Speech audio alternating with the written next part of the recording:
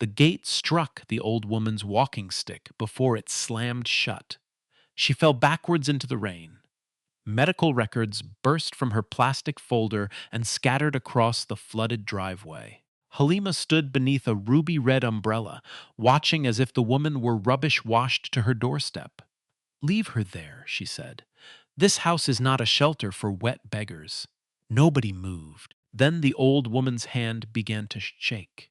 Simi dropped her tray. "Madame, she cannot breathe well."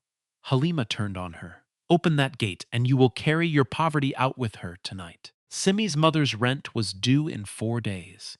Her salary had already been delayed. One bad report could close every rich home in Lagos against her. Then the woman collapsed. Simi pressed the button. Before midnight, they would search her locker, accuse her of taking a bribe, and throw her into the street without 1 naira. But Halima had made one mistake. Stay with this story. Subscribe now and comment your city and local time, because when that gate opened, a secret worth millions began to drown in the rain. At exactly 2:17 that Thursday afternoon, Ikoyi looked as if the sky had torn open above Lagos. Rain hammered the zinc roofs of the security posts. It slapped the palm leaves flat against the compound walls and turned the road outside Coker House into a brown, restless stream.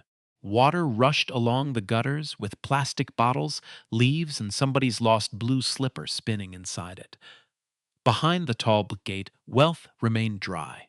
Coker House stood on 3 plots of land, all polished glass, pale stone, and wide balconies. Even the generator house was cleaner than many people's sitting rooms. Inside the main hall, decorators were building a golden arch beneath a banner that read, "Every life deserves dignity." The words were 6 feet high. Under them, 2 domestic workers were on their knees, wiping mud from the marble before Halima George could see it.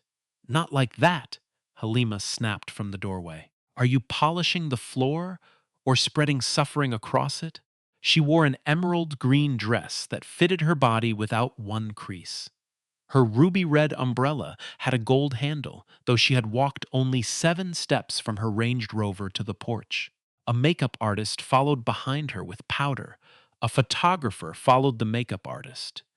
Everything around Halima had an audience. "Madame, the flower people said they need the balance," Kola Daniels told her quietly. Kola was the house manager, 45 years old, 11 years in the Coker household. He wore a charcoal shirt with the sleeves buttoned even in the heat, and he had trained himself to speak without allowing his face to reveal what he thought. Halima glanced at the floral arch. "Pay them. The kitchen supplier is also asking for payment. Tell them tomorrow." "And the staff's salary balance?" Halima's eyes moved to Simi, who stood near the dining room with a silver tray. "Did they send you to ask me?" Kola lowered his voice. "No, madame. Then do not carry poor people's complaint on your head. Their money can wait. The gala cannot." Simi heard every word. She had been waiting for 61,500 naira in unpaid salary and food allowance. Her mother's landlord in Ijebu Ode had already sent 3 voice notes. The last one had ended with a warning. 4 days. Simi had not begged Halima again, not because she no longer needed the money, but because she had learned that every request placed another mark against a domestic worker. Ask for salary, and they called you impatient. Ask for a day off, and they called you lazy. Ask why your locker had no key, and suddenly you were hiding something. So Simi waited. She was 26, small in frame, careful in speech, and almost always dressed in the coral orange uniform Halima had selected because it looked warm and African in photographs. The sky blue apron tied around her waist had been washed so many times that one pocket leaned lower than the other. Her hands were never still. She carried water. She counted plates. She checked that the guest towels were dry. She recorded the time medication was given whenever Nee's elderly uncle visited. She had completed a basic first aid and elder care course 2 years earlier, and she kept the certificate folded inside a nylon sleeve beneath her clothes. One day, she hoped to train as a community health extension worker. For now, she carried trays. Outside, The old woman had been standing at the gate for 9 minutes before Halima noticed her. Her name was Esther Okoro. She was 69 years old, a retired midwife, and rain had soaked her mustard wrapper until it clung heavily around her legs. A turquoise headscarf sagged over one ear. Her brown coat was too thin for the storm, and she held a transparent plastic folder beneath it, as if the papers inside were more valuable than her own comfort. The hired car that brought her from the mainland had stopped 312 meters away. The road ahead was flooded above the driver's tires. Esther had paid him, stepped down, and walked the rest of the distance because she had already postponed this meeting twice. She would not postpone it again. At the security post, she showed her printed email. "I have appointment with Mr. Nee Coker by 2:30," she said. "My daughter, please call the office. They know I am coming." The guard looked at the page. Esther's name was there. So was a reference number. He reached for the intercom. Halima's voice came through first. "Who is at that gate?" "Madame, one Mrs. Esther Okoro. She says she has appointment with Oganiyi." There was a pause, a dangerous one. Halima had seen that name before. It sat at the bottom of 3 emails asking why medical equipment listed as delivered had never reached Ireti Community Health Center. It appeared on a letter requesting an independent review of 8,437,000 naira in community awareness expenses. Halima had deleted the emails from her own inbox. She could not delete the woman. "I am coming," she said. By the time Halima reached the gate, Esther was shivering. "Good afternoon," Esther began. "You must be Miss George. I wrote to your office." Halima did not return the greeting. "Who invited you into this compound? I have not entered. I am standing outside." "Then remain outside." Esther blinked rain from her eyes. "My appointment is with Nee." His office confirmed it. "Mr. Coker is not available. I was told he would return today." Halima's jaw tightened. "He is not available to you." Esther studied her face for a moment. Not rudely, not fearfully. The way a midwife studies a laboring woman and knows pain has reached a new stage. "My daughter, please do not squeeze your face. Just call him. This matter concerns the health center." Halima laughed once. It held no amusement. "Do not call me your daughter. Mentioning my fiancé's name does not make this gate your family compound." Kola had reached the security post by then.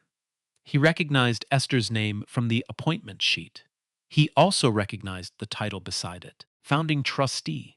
"Madame," he said softly, "perhaps we should verify." Halima turned. "Verify what?" "Look at her. Does she resemble anybody expected in this house today?"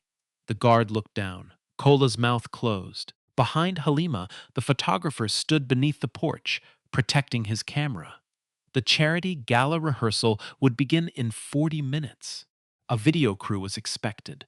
The gold arch inside the house carried photographs of smiling old women, each one chosen because her wrapper matched the event colors. Esther did not match.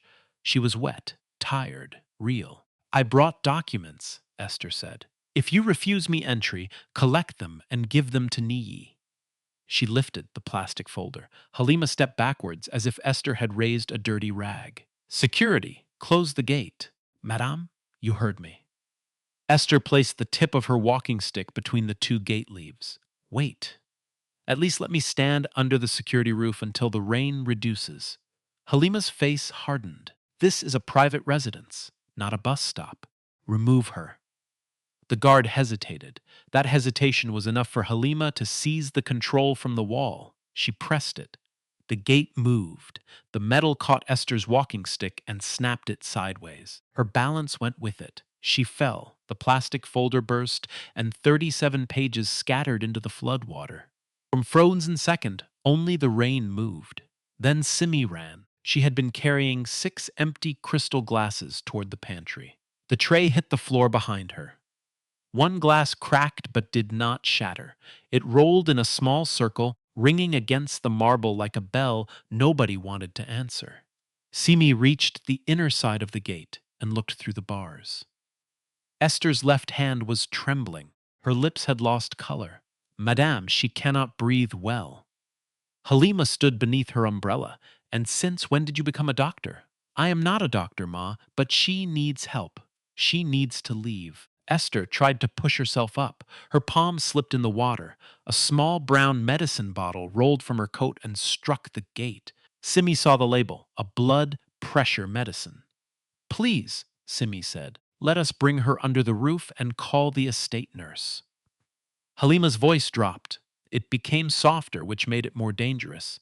You people are becoming too bold in this Lagos. One clean uniform has confused you. You wash rich people's cups and now you think your hand can open every door in this house? Simi's fingers hovered above the gate control.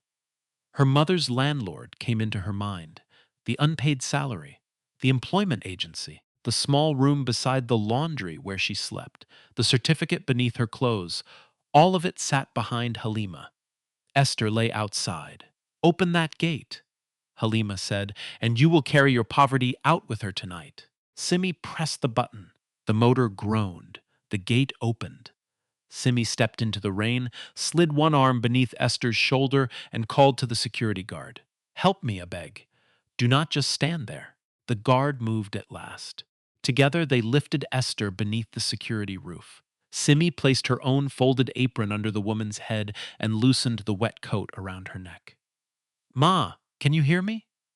Esther nodded weakly. What is your name? Esther. Do you have pain in your chest? No, my head is turning.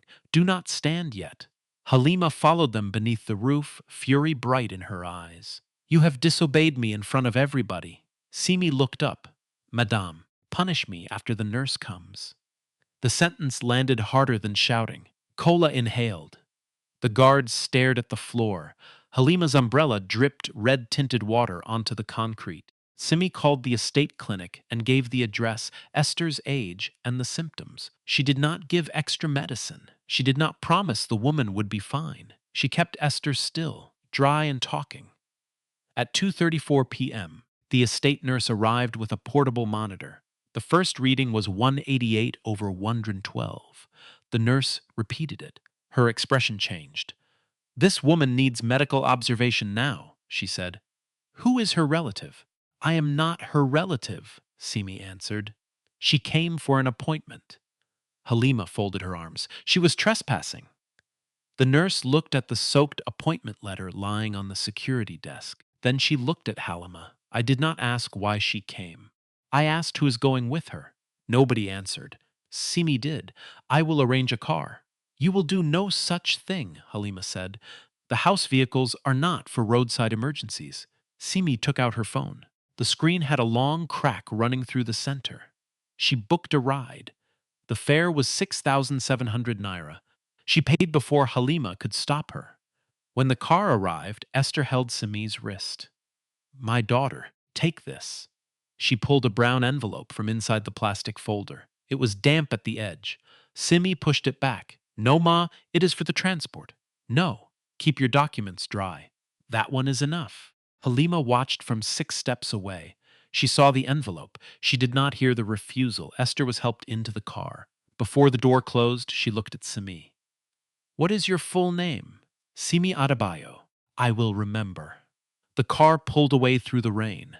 Halima waited until the taillights disappeared. Then she turned to Simi.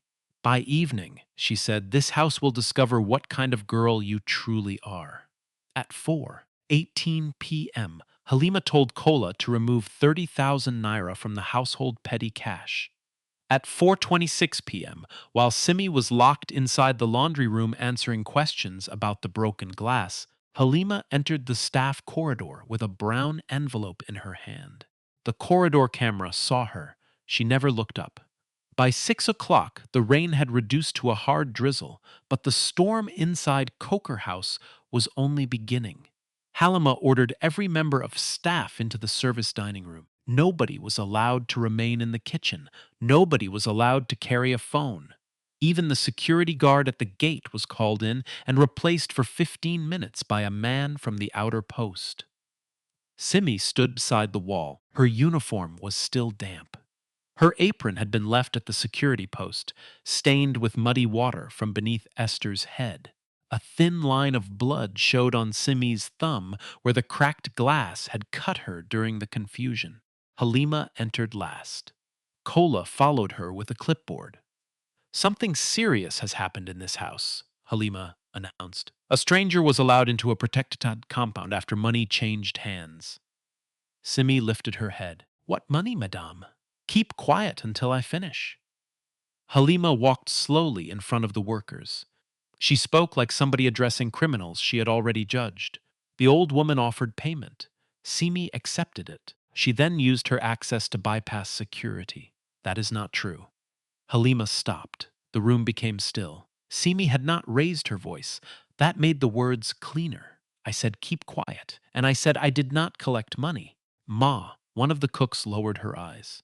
The gardener pressed his palms together. Everyone had seen Simi run into the rain, but most had been too far away to hear what passed between her and Esther. Halima knew it. Kola, she said, open her locker. Simi stared at the house manager. My locker? For an investigation. There is no key on it. Anybody can enter. Listen to her, Halima said, laughing. A maid is teaching us investigation inside a house she does not own. Kola did not laugh. He led them into the staff corridor. 7 narrow lockers stood beside the laundry room, each one labeled with masking tape. Simi's name was written in blue ink. Kola opened the metal door. Inside were 2 folded uniforms, a packet of sanitary pads, a small Bible, a nylon pouch containing Simi's certificate, and a tin of cocoa drink. Beneath the top uniform lay a brown envelope. Kola's hand stopped. He knew it had not been there during the first search. Halima's voice came from behind him. Bring it out. Kola opened the envelope. 3 bundles of 10,000 naira notes slid into his palm. A sound moved through the corridor. Not quite a gasp, more like many people swallowing at once. Simi stepped forward. That money is not mine. Halima's expression softened into satisfaction. Of course, I have never seen that envelope before. Yet it found its way under your uniform. Somebody put it there. Who? A spirit. Simi looked at Kola. You checked this place earlier. Kola's face changed by 1 small degree. It was enough. Kola, was that money there when you checked? He looked at Halima, then at Simi, then at the 30,000 naira in his hand. I did not examine every item, he said. Simi stared at him. You lifted both uniforms. I said I did not examine everything. Halima clapped once. Good. We have found the bribe. We have witnesses. Let us finish this matter before Oga returns. She took them back into the service dining room and placed 2 papers on the table. The first was an incident report. It stated that Simi had knowingly accepted money from an unidentified visitor. It said she opened the gate despite repeated security warnings, threatened the house manager, refused to cooperate with a search, and endangered the lives of the household. None of it was true. The second paper was a resignation letter. If you sign this, Halima said, I will not call the police. Simi read every line. Her eyes moved slowly. Her breathing did not. What happens to my unpaid salary? Halima leaned back. Salary? You should be thanking God that I am allowing you to leave with your hands free. I worked for that money. You also betrayed this house. I helped a sick woman. You accepted a bribe. I did not. The money was found in your locker, the locker that has no key. Halima's palm struck the table. The papers jumped. Know your level, Simi. Do not stand there with your village certificate and speak as if you are a lawyer. You sleep beside our laundry. You eat from food we buy. Even the slippers on your feet came from this house. Simi looked down at the rubber slippers. She had bought them herself at Oshodi. Still, she did not argue about the slippers. She pushed the resignation letter away. Madame, hunger can make me beg for time. It cannot make me confess to money I did not collect. Silence entered the room. Kola's pen stopped above the clipboard. Halima stared at Simi as if a chair had spoken back. You are refusing to sign? Yes, Ma. Then you are dismissed for gross misconduct. Simi nodded once. Give me my dismissal letter and the report. You will receive what I decide to give you. I need a copy. Halima smiled. You need sense. She instructed Kola to give Simi 43 minutes to pack. Not 40. Not 45. 43, because Halima liked punishments to sound administrative. At 6:19 p.m., Simi entered the small room beside the laundry where she had lived for 14 months. She owned very little: 4 dresses, 2 uniforms, 1 pair of black shoes for church, her first aid certificate, a framed photograph of her mother, a rechargeable lamp, a bottle of body cream with 1 week left inside it. She packed everything into an old navy blue suitcase. The money from the locker remained on Cola's desk. Before she left, Simi used her cracked phone to photograph the incident report while Cola was called to the main hall. She captured the first page, the signature line, and the time written at the top, 6:02 p.m. She also photographed the petty cash withdrawal slip lying beneath it, 4:18 p.m. The picture was not perfect. The corner of Halima's hand covered one number, but the time was clear. Simi sent both photographs to her own email. Then she deleted them from the phone gallery. At 6:47 p.m., she rolled her suitcase through the same gate she had opened for Esther. The rain had become thin and cold. The security guard stood aside. "Simi," he whispered, "I am sorry." She stopped. "Did you see me collect money?" "No." "Will you say that if they ask?" His eyes moved toward the security post. "I have 3 children." Simi held his gaze for a moment. So do many people who suffer when good men keep quiet. She walked away. No car came for her. She dragged the suitcase through water until one wheel broke near the junction. After that, she carried it with both hands, resting every 50 steps. Drivers splashed muddy water onto her legs. A bus conductor shouted that she was blocking the road. By the time she reached Mushin, it was after 9. Her aunt lived in one room with a curtain dividing the sleeping area from the cooking corner. There was no spare bed. Simi spread a wrapper on the floor beside the fridge and placed her certificate beneath her suitcase so rats would not chew it. Her phone rang at 9:28 p.m. It was the employment agency. A woman from the office spoke with the tired voice of somebody who had already chosen a side. "We received a serious report from Coker House. Did you ask me what happened? The report says theft and security breach. It is false. Madam Halima is a respected client, and I have worked 14 months without one warning." "That may be so. But until the matter is resolved, we cannot place you in another home." "How will it be resolved?" "You should settle with your employer." "My employer has refused to pay me." The woman sighed. "My sister, do not make your case harder. Sometimes it is better to apologize and move forward." Simi looked at the wrapper on the floor. "Apologize for opening a gate. Apologize for calling a nurse. Apologize for money planted beneath her clothes." "No," she said. The call ended. At 9:46 p.m., a black SUV entered Coker House. Nii Coker had returned from Abuja. He was 39, tall, controlled, and tired enough to remove his cobalt jacket before reaching the sitting room. His company had spent the day negotiating a cold chain contract involving vaccines, 4 warehouses, and more money than most people would earn in several lifetimes. He wanted food, a shower, and silence. Halima gave him a crisis. She met him with bare feet and a worried expression. Her makeup had been softened. Her voice had been prepared. "Thank God you are back," she said. "Something terrible happened." Nee dropped his phone on the center table. "What happened?" "One of the maids took money to let a stranger into the compound." He looked up. "Which maid?" "Simi." "That does not sound like her." Halima's eyes filled just enough to shine. "That is what shocked me. The woman came pretending she knew you. Simi opened the gate after I told her to wait for verification. We later found 30,000 naira inside her locker." "Where is Simi now?" "I dismissed her." "Without speaking to me?" "You were in a sensitive meeting. Should I leave somebody who compromised our security inside the house until you returned?" Nee rubbed his forehead. "Was the woman armed?" "No, but that is not the point. Was anybody hurt?" "The woman pretended to be sick when we challenged her." Halima placed the incident report before him. Cola's signature was at the bottom. Nee read it twice. The report was detailed. Times, amount, witnesses. A line stating that Simi had become verbally aggressive. It looked official, that was its purpose. What was the woman's name? He asked. Halima answered too quickly. Esther Okoro. Nee's fingers stopped on the page.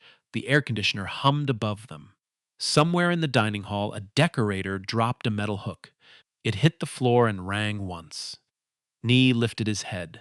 Which Esther Okoro? Halima folded her arms. How many poor old women can answer that name? Nee did not blink. 11 years earlier, when his mother was dying at a Ready Community Health Center, Esther Okoro had sat beside the bed until morning.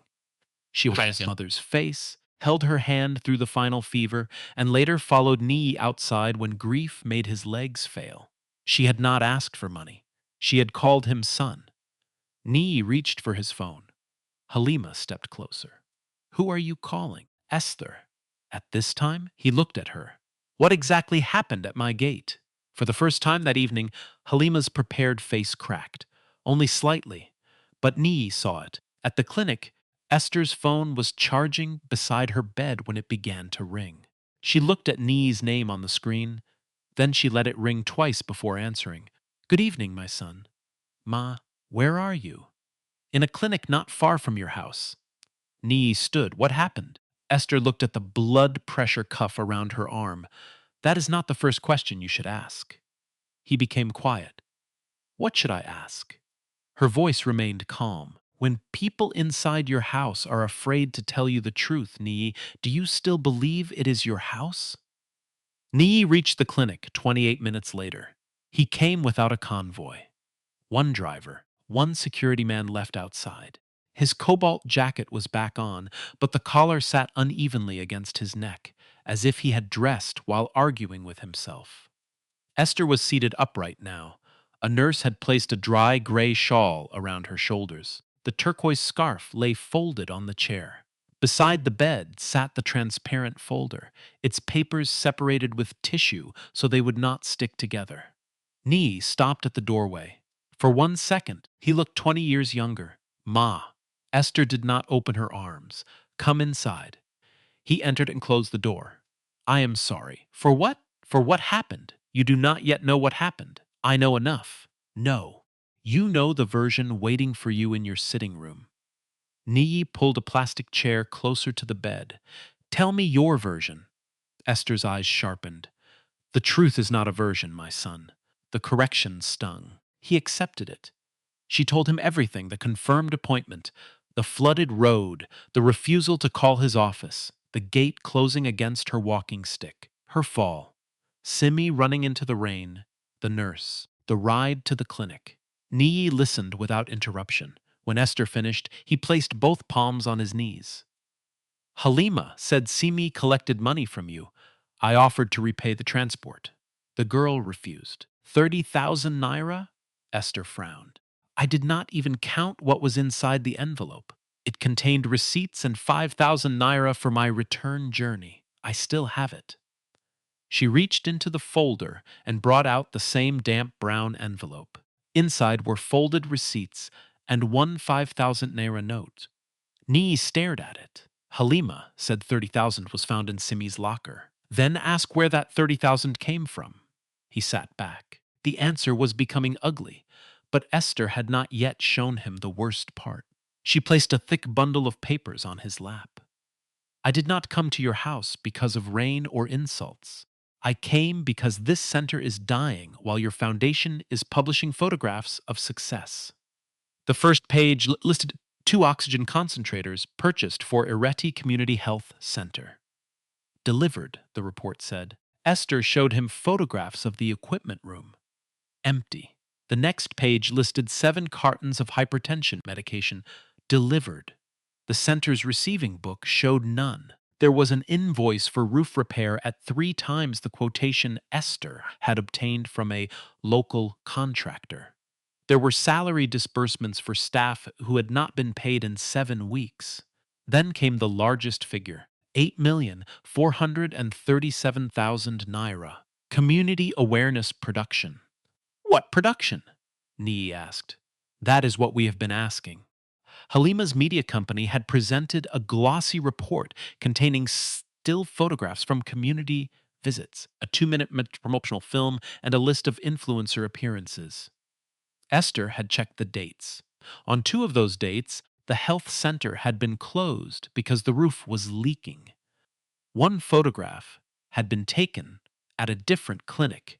Another showed women who had been paid transport money to sit in matching wrappers for the camera. Nee's fingers tightened around the pages. Why did nobody bring this directly to me? We wrote. I did not receive it. We called. My office would have recorded it. We were directed to the Foundation communications desk. Halima's office. Yes. The room went quiet.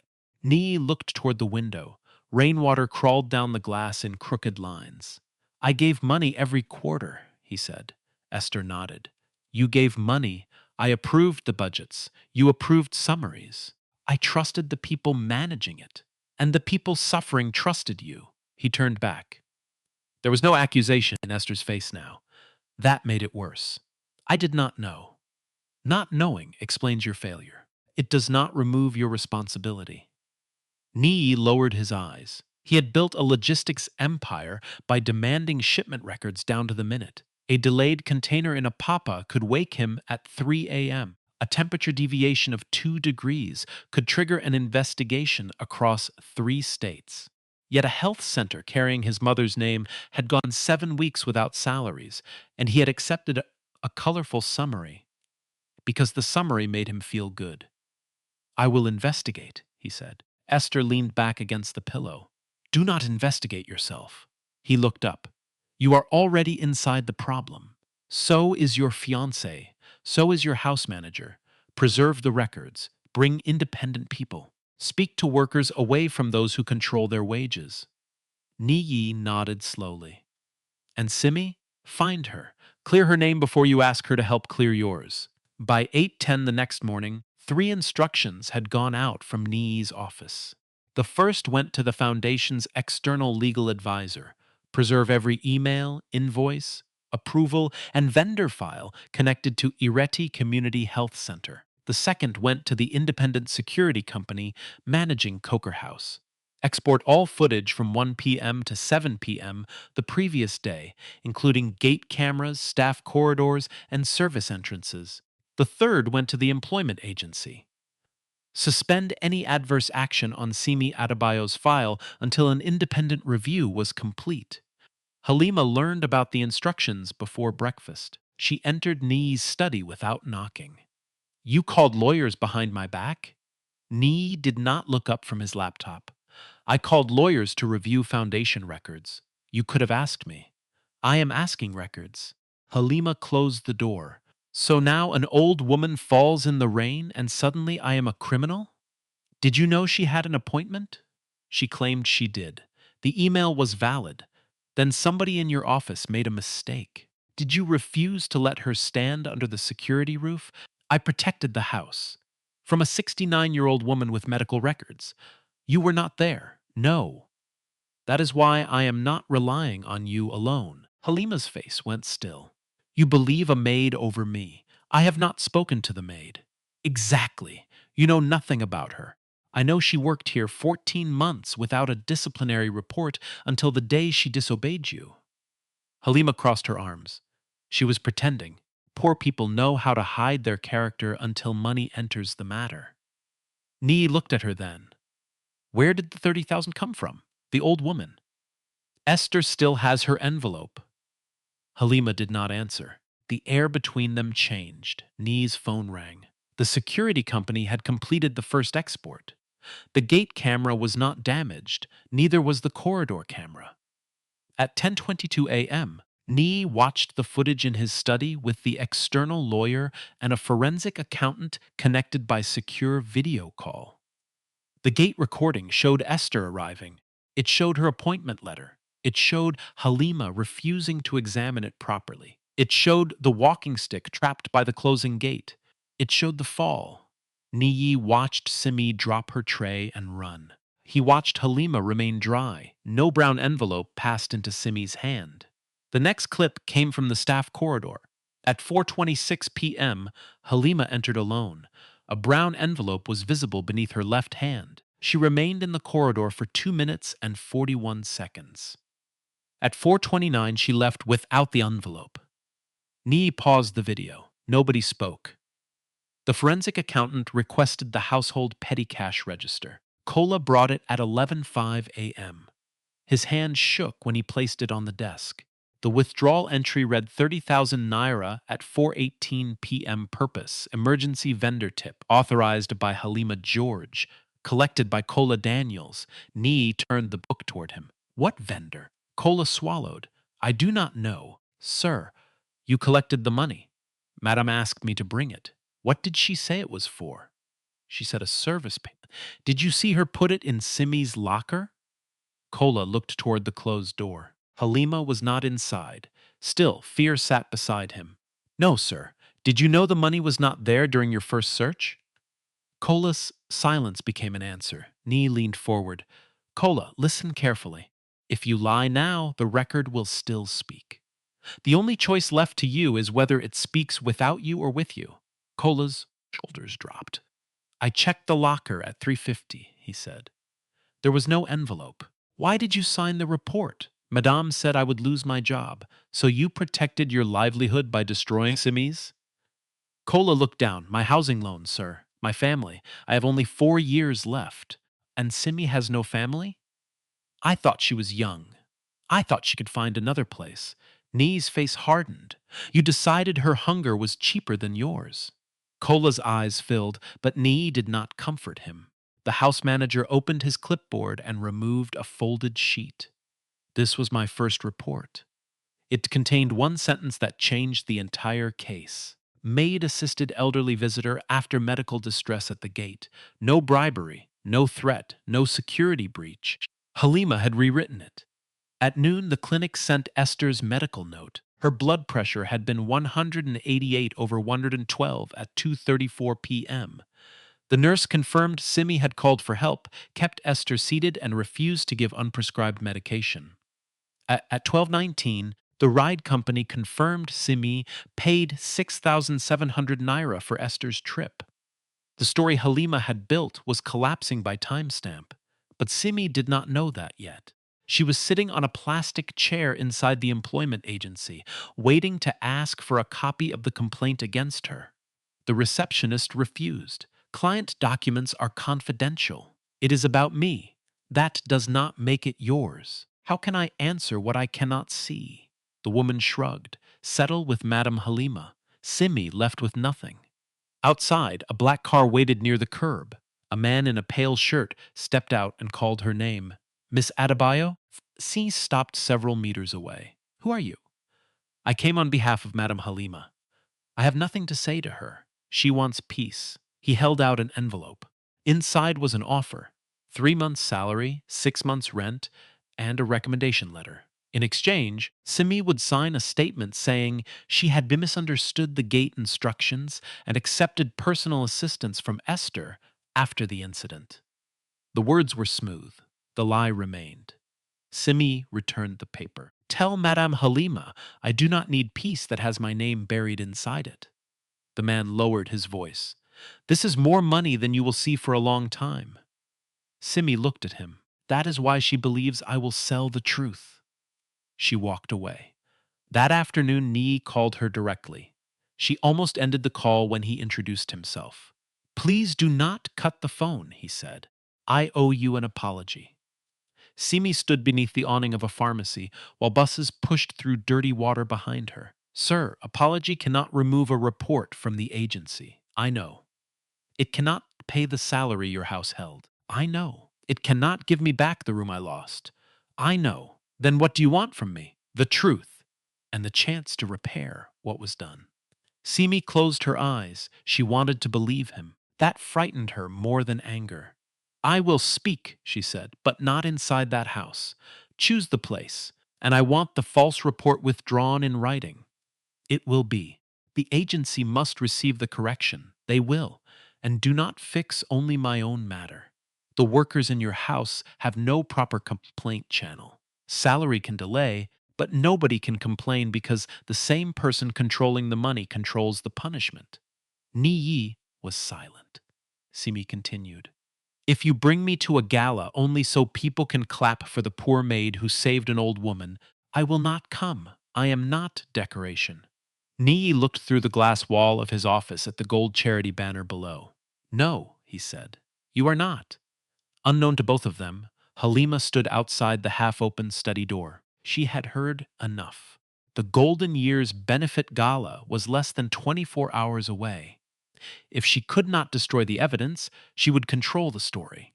She would speak first. The ballroom at Victoria Island was filled before sunset. Golden flowers rose from every table.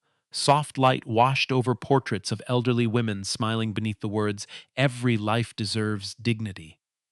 On a giant screen, Halima moved through edited scenes of charity, holding a woman's hand, presenting food baskets, bending low enough for cameras to capture compassion from the correct angle. The applause was warm. Halima stood behind the curtain in a ruby red dress, listening to it. Her emerald earrings caught the light whenever she turned her head. A media assistant adjusted the train of her gown. Another checked the speech on the tablet. Halima looked calm, but one fingernail had cut a half moon into her palm. She knew Esther was in the building. She knew Nii had received the security footage. She did not know how much of the financial review was complete. So she did what had worked all her life. She went first. When her name was announced, Halima walked onto the stage with the measured smile people trusted before they knew why. My mother's, my father's, distinguished guests, she began. Tonight is not about wealth. It is about responsibility. The room settled. She spoke of elderly traders who had built communities with tired hands. She spoke of women who gave their youth to families and entered old age without protection. Her voice broke at the right place when she mentioned sacrifice. Then she changed direction. Sadly, charity also attracts people who see kindness as weakness. Yesterday, our family experienced a serious security breach when a domestic employee accepted money to admit an unidentified person into a private residence. A murmur passed through the tables. Halima lowered her eyes. I chose not to involve the police because I believe poverty should not become a prison sentence. But compassion must have discipline. We cannot protect vulnerable people if those entrusted with access sell that access for cash. She had not mentioned Simi's name. She did not need to. Two agency representatives at the back began whispering. A journalist typed quickly. One donor shook his head as if he had personally witnessed the betrayal. Halima raised her face. Tonight, let us remember that dignity must be matched by integrity. The applause came, not from everyone. Nee sat at the front table in a cobalt suit and white shirt. His hands remained still. Beside him, the external lawyer closed a folder. Across the aisle, Kola sat alone, gray-faced and small, inside his charcoal shirt. Then the master of ceremonies returned to the microphone. Thank you, Miss George. Before the proposed ambassadorial appointment, the Foundation Board will receive a brief governance statement from Mrs. Esther Okoro, retired midwife, founding trustee, and elected representative of the Ireti Beneficiaries Council. Halima's smile froze. Esther entered from the side of the stage. She wore a clean mustard wrapper and a turquoise headscarf. No diamonds, no designer handbag, no dramatic transformation. Her walking stick was new but simple. She looked like the same woman left in the rain. Only now, the room knew her name. Halima stepped toward the microphone. There must be some mistake. The program. The program was amended by the board, the lawyer said. Esther reached the lectern. She did not look at Halima first. She looked at the rows of elderly women invited from different communities. Some wore matching lace. Others wore old wrappers and practical shoes. They had been placed near the front for photographs. My people, Esther said. I did not come here to prove that I am important.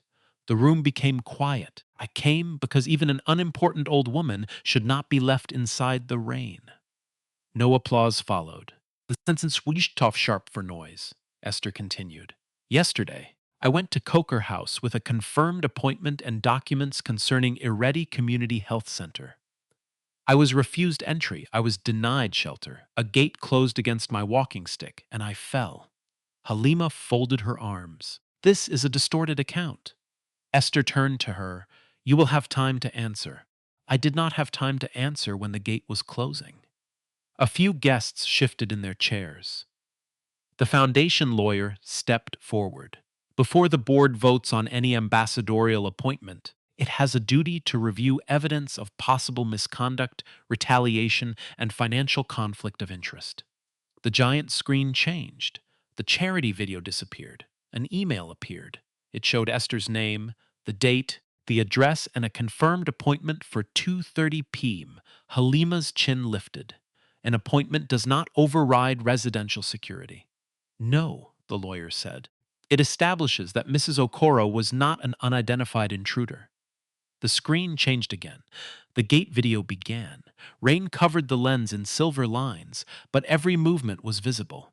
Esther presented her paper. Halima arrived. Esther raised the folder. The gate moved. The walking stick caught. The old woman fell. A woman at the donor table covered her mouth. Then Simi appeared in the frame, running from the house. The video showed no money entering her hand. It showed Halima standing beneath her umbrella while Simi knelt in the floodwater. The recording stopped. Halima turned toward Niyi. You are showing private security footage at a public event? The board approved a closed evidentiary presentation, he replied. The press cameras have been asked not to record the screen. Several journalists lowered their devices. One did not. A security officer approached until the camera went down. The estate nurse's written statement appeared next. Blood pressure, 188/112. Time, 2:34 p. Condition, urgent medical observation required. Action taken by Simi Adebayo. Patient seated, wet clothing loosened. No unprescribed medicine administered. Transport arranged. Halima's face tightened. She still broke security protocol. The lawyer nodded. That allegation is separate from bribery. Let us address bribery. The petty cash record filled the screen. 30,000 naira withdrawn at 4:18 p.m. Esther had left at 2:39. The corridor footage played. Halima entered at 4:26 with a brown envelope. She left without it. The room reacted this time. A low sound rolled from table to table.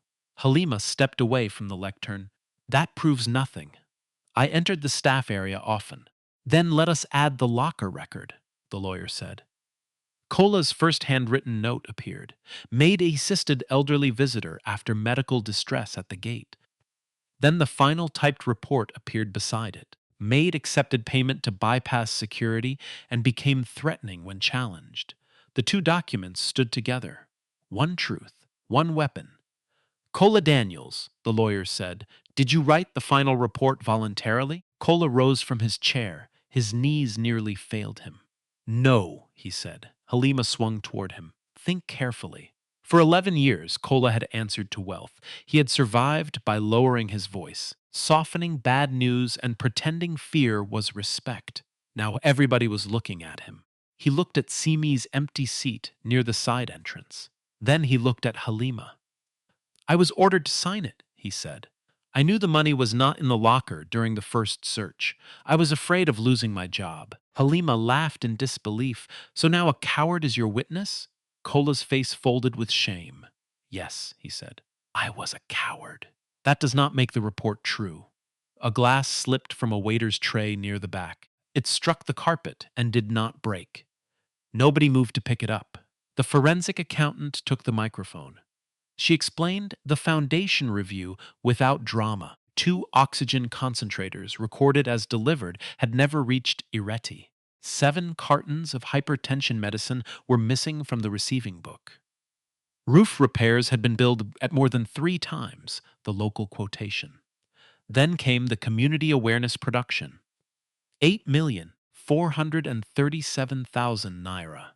Payments had gone to a media company connected to Halima's close associate. The deliverables included footage used in Halima's private engagement campaign, wardrobe costs, influencer hospitality, and an event unrelated to the health center. Halima shook her head. Brand visibility brings donors, Those expenses supported the foundation. Some publicity can support a foundation, the accountant replied. Undisclosed personal benefit and unapproved related party payments do not become charitable merely because a logo appears in the corner. The donors went silent. Halima searched the room for a friendly face. She found only calculation. People who had praised her 10 minutes earlier were now measuring the distance between themselves and her name. Then Simi entered. She wore a pale blue blouse and a burnt orange skirt, no uniform, no tray. Her small notebook rested in both hands. Halima stared at her. You brought her here? Nee stood. Simi came under a written non-retaliation agreement. She has independent representation. She is not here as my employee. Simi walked to the microphone. Her legs trembled beneath the skirt, but her voice did not. She read from the notebook. Mrs. Esther Okoro arrived at 2:17 p.m. She fell when the gate closed. I called the estate clinic at 2:25. The nurse arrived at 2:34. Her blood pressure was 188 over 112. The ride arrived at 2:39. I paid 6,700 naira. The accountant confirmed each time from a separate record. Simi continued. At 3:50, Mr. Kola checked my locker. There was no envelope. At 4:20, I was taken into the laundry room. At 4:41, they searched the locker again and found money. Halima's control finally broke. You are still a maid, she snapped. A girl who survives by washing another woman's bed sheet has no right to stand here and question me. The words flew across the ballroom. They could not be taken back. Simi looked at her. Yes, Ma, I washed your bed sheets, but I did not wash charity money until it became wedding money. The reaction was instant. Someone gasped. Someone whispered, God forbid. One elderly woman struck her palm against the table and said, Talk, my daughter. Halima opened her mouth. Nothing came. For the first time in years, she stood before an audience she could not edit. Nee walked onto the stage. He did not take Simi's microphone. He stood beside her until another was brought. My name is on this foundation, he said. My money funded it. My house employed Simi. My fiancée controlled its communication. So I will not stand here and behave as if wrongdoing entered from outside while I was innocent. The room listened. I approved summaries I did not examine. I accepted photographs instead of outcomes. I allowed staff salaries to delay while gala expenses moved quickly. I created no independent complaint channel in my home, then believed a report because the people who signed it held more power than the woman accused. He looked at Simi. Halima created the false report, but the silence in my house gave that report power. Kola lowered his head. Nee turned toward the board.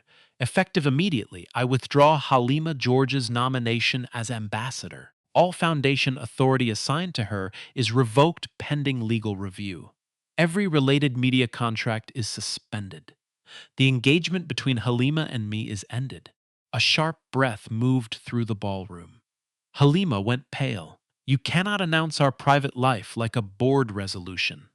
You used this foundation to build our private image, Nee said. The separation cannot remain private when the conflict is public, he continued.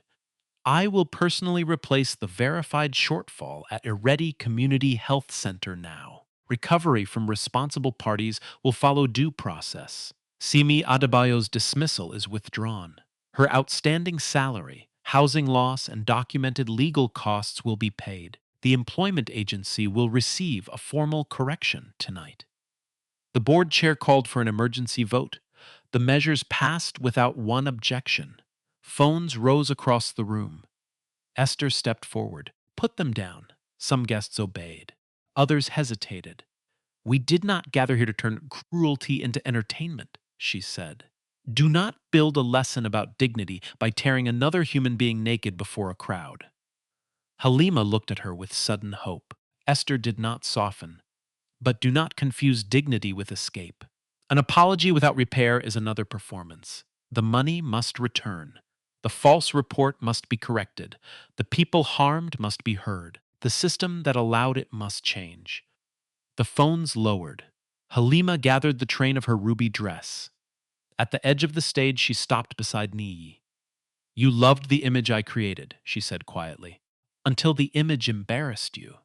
Nii did not defend himself. That is true. Halima blinked. He continued, which is why your accountability will not end mine. She walked out through a corridor, lined with photographs of herself showing kindness. None of them looked real anymore. The consequences did not arrive in one dramatic night. They arrived in documents. 11 weeks of audit followed. Vendors were called. Bank transfers were traced. Deliveries were checked against receiving books. The media company connected to Halima was required to repay unapproved charges. Two commercial partners ended their agreements with her brand after their ethics reviews. The foundation's lawyers referred possible legal violations to the proper authorities. They did not announce guilt before a process. They preserved evidence. Halima signed a written retraction of every allegation against Simi. She paid an agreed sum for lost wages, temporary housing, and professional harm. The settlement did not buy Simi's silence. It required correction. 6 months later, Halima sent a letter of apology. Simi read it once. She did not reply immediately. Forgiveness was not another service she owed a rich woman. Kola lost his management position. His cooperation mattered, but it did not erase the report he signed. After suspension and ethics training, he was permitted to apply for a technical facilities role with no authority over staff discipline. When he met Simi to apologize, he did not mention his loan. I was afraid, he said. Then I made your life the price of my fear. Simi nodded. That is the first true thing you have said to me. She did not tell him everything was fine. It was not. At Coker House, the staff received written contracts. Pay dates were fixed. Lockers received individual keys. No worker could be dismissed or searched by one manager acting alone. Complaints went to an independent service. Retaliation carried consequences. Nii stopped calling the staff family during speeches. He called them workers. Then he gave them the rights workers should have. At a Ready Community Health Center, the leaking roof was replaced. 2 oxygen concentrators arrived with serial numbers displayed publicly. The missing salaries were paid. Medicine purchases were opened to review, and beneficiary elected representatives to inspect quarterly spending. Esther remained one of them. She did not become a decorative chairperson. She asked hard questions. Simi received her 61,500 naira, compensation for the room she lost, and a formal letter clearing her record. She applied for a community health training scholarship. Nobody handed it to her because she had been kind. She submitted her certificate. She sat for the entrance test. She attended the interview. She earned a place. 8 months after the night she slept on her aunt's floor, Simi began working part-time at Ireti while continuing her training. Her first room of her own was small. The paint peeled near the window. The water tap worked only on certain mornings. But the key belonged to her, and nobody could dismiss her from the bed because a powerful person had become angry. One afternoon, Rain returned to Lagos. A gray-haired woman arrived at the health center without her name on the appointment list. The security officer did not open the inner gate immediately. He also did not leave her in the rain. He guided her beneath the covered entrance, brought a chair, offered water, and called reception to verify her details. The procedure remained secure. The woman remained human. Simi watched from a window. She did not need to run outside. She did not need to disobey anybody. The system had finally learned what one poor maid understood from the beginning. A gate can protect a building without closing against somebody's life. This story is shared as a human reflection on domestic work, elder dignity, and the responsibility that comes with power. Procedures may differ from one home, organization, or country to another, but one principle does not change.